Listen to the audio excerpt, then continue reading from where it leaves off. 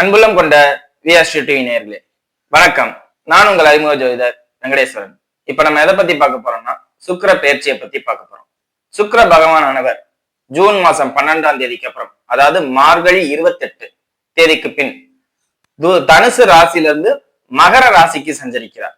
இப்படி சஞ்சாரம் செய்யும் போதுல உலக ரீதியா என்ன நடக்கும்னு பார்த்தா, நம்ம நாடுன்னு சொல்லக்கூடிய இந்தியா ஒரு சர்வாதிகாரம் பண்ணக்கூடிய அளவுக்கு, ஒரு உயர்ந்த அதிகாரம் செய்யக்கூடிய அளவுக்கு, அதாவது போதனை செய்யக்கூடிய அளவுக்கு உயர்ந்த இடத்துக்கு போகும்.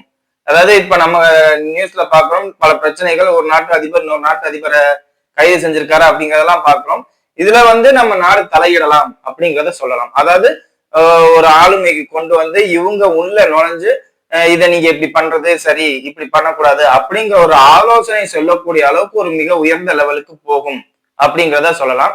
அதே மாதிரி அரசாங்கம் சம்பந்தப்பட்ட அனைத்து துறைகளுமே ஒரு உயர்ந்த ஒரு நல்ல மாறுதலுக்கு மாதிரி, ஒரு நல்ல கௌரவிக்கிற மாதிரியோ இல்ல சொல்ற மாதிரியோ போற்றுகிற மாதிரியோ நல்ல ஒரு உன்னத நிலைக்கு போகும். ஏன்னா கால புருஷ தத்துவப்படி 10ஆம் இடத்துக்கு சுக்கிரன் போகும் போதுல அவங்களோட நாட்டு வளங்கள், எந்த ஒரு நாடா இருந்தாலுமே அந்த நாட்டின் வளங்கள் வெளியில வரும்.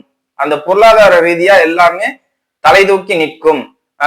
சீர் கெட்டு போன அனைத்து விஷயங்களும் நல்ல முறைக்கு கொண்டு வரப்படும், சீரொழுங்கு செய்யப்படும் அப்படிங்கிற அமைப்பை கொடுக்கும். காலபுருஷ தத்துவத்தின் படிப்படையில் மேஷத்துக்கு 10ஆம் பாவத்துல வரும்போதிலே இந்த மாதிரி விஷயங்கள் நாட ரீதியாவே நடக்கும் அப்படிங்கிறத சொல்லலாம். அதே மாதிரி தகவல் தொடர்பு சம்பந்தப்பட்ட விஷயங்கள ஒரு புதிய சாதகமான விஷயம் இல்ல ஒரு சாதனையே படைக்கப்படலாம் அப்படிங்கிறத சொல்லலாம். சரிங்களா?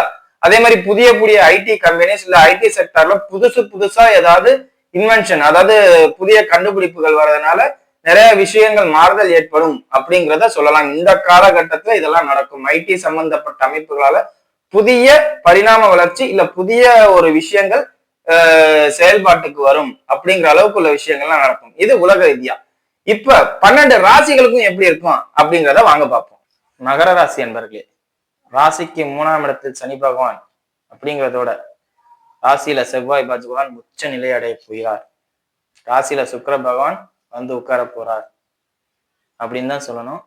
இது என்னன்னா அதீத துணிச்சனால் கிடைக்கக்கூடிய செல்வாக்கையும் கொடுக்கும். செல்வாக்கா இருக்கட்டும், சொத்தா இருக்கட்டும், இல்ல தொழிலா இருக்கட்டும், எல்லாமே இது ஒரு துணிச்சல் தைரியத்தால வரப்போகுது. பவரா செயல்பட்டதோட விளைவுகளா இதெல்லாம் வரும். நான் இறங்கி செஞ்சேன், அதனாலதான் எனக்கு இது கிடைச்சிச்சு அப்படிங்கிற ஒரு பேரு. அது பூமியாக இருக்கலாம், ஏதாவது இருக்கலாம், பூர்வீக சொத்தா இருக்கலாம், தொழிலாக இருக்கலாம். நான் இறங்கி செஞ்சேங்க, அதனாலதாங்க இதுல நான் ஜெயிச்சேன் அப்படின்னு நீங்களே உங்களை பத்தி பெருமையா புகழாரம் பாடிக்குவீங்க. அதாவது இந்த காலகட்டத்துல உங்களை பத்தி மத்தவங்க உங்களை நல்ல விதமா பேசுறாங்களோ இல்லையோ, நீங்க உங்களை பத்தி நிறைய பெருமையா பேசிக்குவீங்க, தற்பெருமை பேசுவீங்க. ஏன்னா சுக்கிரன், செவ்வாய், சூரியன், புதன் 4 பேருமே உள்ள வந்துருவாங்க. இப்ப நம்ம சுக்கிர பயிற்சியை பத்தி மட்டும்தான் பாக்குறோம்.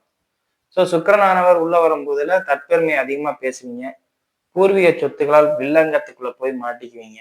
அதுக்கப்புறம் அது உங்களுக்கு சாதகமா தீர்ப்பாயி உங்க கைக்கு சேரும், பூர்வீக சொத்து சம்பந்தப்பட்ட அமைப்புல. அதே மாதிரி காதல் சம்பந்தப்பட்ட அமைப்புகள்லையும் உங்களுக்கு சம்பந்தமா இல்லை, உங்களுக்கும் அந்த பொண்ணுக்கும் சம்மந்தம் இல்லை அப்படின்னு எழுதி கூட வாங்கிடுவோம், இல்லை உங்களுக்கு அது கிடைக்காதுன்னு கூட போயிடும். அப்புறம் அந்த பிரச்சனையும் சால்வ் ஆகி உங்களுக்கு கிடைக்கும். சரிங்களா? ஸோ எல்லாமே உங்க கையை விட்டு போய் திரும்பி உங்க கைக்கு வர மாதிரி, இல்லை ஒரு பெரிய பிரச்சனையை பார்த்தது திரும்பி உங்க கைக்கு வர மாதிரி உள்ள விஷயங்கள் தான் நடக்கும். சரிங்களா?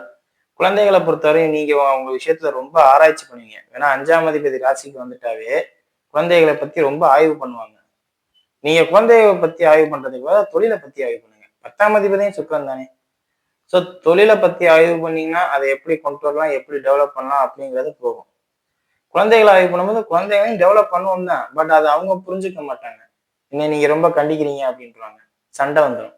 அதனாலதான் வேணா சுக்கிரன் செவ்வாய் சேருது, அவங்களும் சண்டை போடுவாங்க, நீங்களும் இல்ல ராசியில செவ்வாய் உச்சம் அப்படிங்கும்போது நீங்களும் சண்டை போடுவீங்க. இதே தொழில காட்டினீங்கன்னா தொழில எதிரிகள்லாம் தோத்து போயிடுவாங்க அப்படிங்கிற கணக்கு வந்துடும். ஸோ முடிஞ்ச அளவுக்கு தொழிலுக்கு முக்கியத்துவம் கொடுத்து என்ன செய்யணுமோ அப்படி போனீங்கன்னா எல்லாமே நல்லா இருக்கும் அப்படிங்கிறத சொல்லலாம். சரிங்களா? மற்றபடி நெகட்டிவா எந்த ஒரு விஷயங்களும் நடக்காது. திருமணம் ஆகாத மகர ராசியினராக இருக்கும் பட்சத்தில் இந்த காலகட்டத்துல திருமண பாகியம் நிச்சயம் கைகூடும். நீங்க எதிர்பார்த்த மாதிரியே கிடைக்கும். ஆண்களாக இருந்தாலும் சரி, பெண்களாக இருந்தாலும் சரி. ஏன்னா ராசியில சுக்கிரனும் வந்துட்டார், செவ்வாயும் வந்துட்டார். ஆண்களுக்கு சுக்கிரன் வரணும், பெண்களுக்கு செவ்வாய் வரணும். அப்படிங்கும்போது 2 பேருமே ராசிக்குள்ள வரும்போது ராசியோட தொடர்பு கொள்ளும்போதுல இந்த காலகட்டத்துல நிச்சயம் மகர ராசினருக்கு திருமண அமைப்பு அதிகப்படியாக நடக்கும் அப்படிங்கிறத சொல்லலாம். சரிங்களா? தாயாரோட உடல்நிலை எந்த ஒரு பாதிப்பும் இல்லாம தெளிவா எந்திரிச்சு வந்துருவாங்க. தாயை பொறுத்தவரை 4ஆம் அதிபதி ராசியில உச்சமாகிறார். ஸோ அவங்க சம்பந்தப்பட்ட அமைப்புகள்லாம் நல்லா இருக்கும் அப்படிங்கிறத சொல்லலாம். வீடு வாகனம் சம்பந்தப்பட்ட அமைப்பு, கால்நடை சம்பந்தப்பட்ட அமைப்பு, அதே மாதிரி வாகனங்கள் சம்பந்தப்பட்ட அமைப்பு எல்லாமே ஓரளவுக்கு பரவாயில்ல அப்படிங்கிற மாதிரி இருக்கும். ரியல் எஸ்டேட் அதிபர்களாக இருக்கும் பட்சத்தில் உங்களுக்கு இந்த காலகட்டத்துல வாங்கி போடுற இடத்த கொஞ்சம் காலதாமதப்படுத்தி விற்கிறது உங்களுக்கு நல்லது. ஏன்னா செவ்வாய் உச்ச நிலைக்கு வந்துட்டாரு. உச்சத்துல வரும்போதுல பூமியில கை வச்சவங்க விழுந்து போயிட மாட்டீங்க. அப்படிங்கும் போதுல கொஞ்ச நாள் வெயிட் பண்ணி விற்கும் போதுல அதோட ரேட் இன்னும் இன்க்ரீஸ் ஆகும் அப்படிங்கிறத சொல்லலாம். சரிங்களா? அதே மாதிரி 11ஆம் அதிபதி உச்சம். நீங்க நினைச்ச காரியத்திலாம் ஜெயிக்கலாம். வெற்றி உங்க பக்கம்தான் இருக்கும். ஸோ நீங்க எதா இருந்தாலும் துணிஞ்சு செய்யுங்க. சரிங்களா? அரசாங்க வேலைக்கு ஏற்பாடு பண்றவர்களாக இருக்கும் பட்சத்தில் இல்ல நீண்ட நாட்களாக அரசாங்க வேலை எழுதி அப்பாயின்மெண்ட் இன்னும் கைக்கு வரல அப்படிங்கிற மாதிரி வெயிட் பண்றவங்களா இருந்தா இந்த காலகட்டத்துல தேடி வரும். அதை பத்தி ஒரு இதுவும் இல்லை. அதே மாதிரி ப்ரொமோஷன் சம்பந்தப்பட்ட அமைப்புகளும் மகர ராசியினருக்கு இந்த காலகட்டத்துல நல்லபடியா கிடைக்கும். சரிங்களா? இப்போ வாங்க நட்சத்திர ரீதியான பலன்களை பார்ப்போம். உத்திராட நட்சத்திரக்காரர்கள். உத்திராட நட்சத்திரக்காரர்களை பொறுத்தவரை நட்சத்திராதிபதியே சூரியன். ஸோ அரசு சம்பந்தப்பட்ட துறையில இருக்கிறவங்க, அதிகாரத்துல இருக்கிறவங்க, ஒரு குடும்பம்னு இருந்தாவே அந்த குடும்பத்துக்கு தலைவர்னு ஒருத்தர் இருப்பாங்க. ஸோ குடும்பத்துல எந்த ஒரு பங்கீடுல உள்ளவங்களா இருந்தாலும் சரி, 3ஆம் மனிதர்களால் உங்களுக்கு ஒரு ஆதாயமும் உண்டு, பாதிப்பும் உண்டு. 3ஆம் மனிதர்னா யாரு? பக்கத்து வீட்டுக்காரங்க, இல்லாட்டி வேலை பார்க்குற இடத்துல தெரிஞ்சவங்க, உங்களை சார்ந்த உங்க குடும்பத்தை சார்ந்து இல்லாம வெளி மனிதர்கள். அதாவது உங்க வீட்டுல இருக்கிற உங்க அப்பா, அம்மா, உங்க மனைவியார், உங்க குழந்தைகள்ங்கிறது முதல் மனிதர்கள். உங்க சொந்தக்காரங்க 3வது மனிதர்கள் இந்த சொந்தத்தையும் தாண்டி நட்பு, ஃப்ரெண்ட்ஷிப் எது வேணாலும் வச்சுக்கலாம். அது இல்லாட்டி ரிலேஷன்ஷிப்ல உள்ளவங்க எதோ இருந்தாலும் ஏதோ ஒரு விதத்துல உள்ளவங்க இந்த நேரத்துல அவங்களால ஒரு ஆதாயமும் உண்டு, ஒரு பாதிப்பும் உண்டு. ஸோ ஆதாயத்தை எடுத்துக்கோங்க. பாதிப்பை எப்படி கன்வெர்ட் பண்ணி சாதகமா மாத்திக்க முடியுமோ அப்படி சாதகமா மாத்திக்கோங்க. சரிங்களா? உத்திராட நட்சத்திரக்காரர்களை பொறுத்தவரை எதிர்பாலினத்திலேயும் ரொம்ப ரொம்ப கவனமா இருக்கணும். சரிங்களா? அதே மாதிரி போர் சம்பந்தப்பட்ட அமைப்பு, பெட்ரோல் பேங்க் சம்பந்தப்பட்ட அமைப்பு, அதே ராகு ராசிக்கு 2ஆம் இடத்துல இருக்கிற ராகுவால் அதிகப்படியான லாபம் உங்களுக்கு உண்டு.